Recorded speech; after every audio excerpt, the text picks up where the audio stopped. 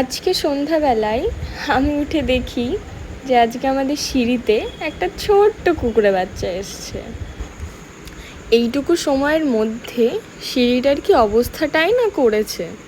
ওর কাছে গেলাম, ওকে হাত বোলালাম, হঠাৎ করেই খেয়াল করি যে ওর পেটের সাইডে একটা কাটার দাগ রয়েছে। তো সেই জায়গায় আমি একটু হলুদ লাগিয়ে দিলাম যে ঠিক হয়ে যাবে, ব্যথাটা কমবে। তারপরে গিয়ে এসে দেখি যে ও ঘুমিয়ে পড়েছে।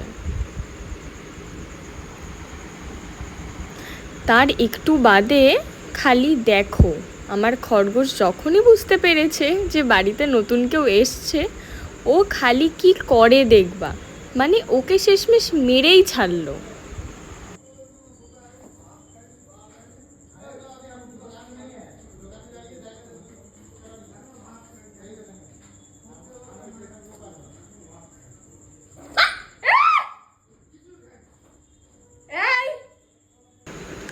ওর মারা দেখে আমি এত ভয় পেয়েছিলাম যে চেঁচিয়ে উঠেছি। তারপরে তোর ঘুম ভেঙে গেল।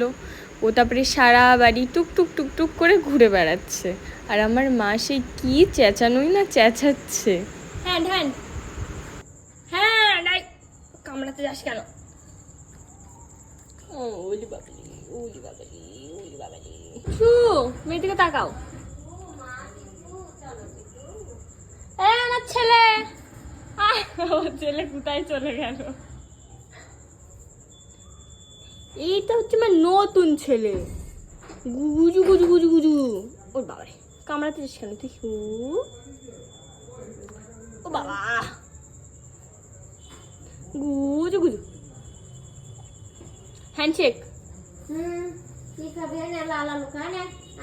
হ্যান্ডশেক। ও হ্যান্ডশেক না করে কামড়াতে যাচ্ছে। ও কামড়াতে যাচ্ছে।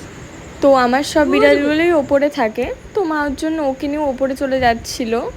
তো আজকের মতো এইটুকুই। সবাই লাইক করো, সাবস্ক্রাইব করো, পাশে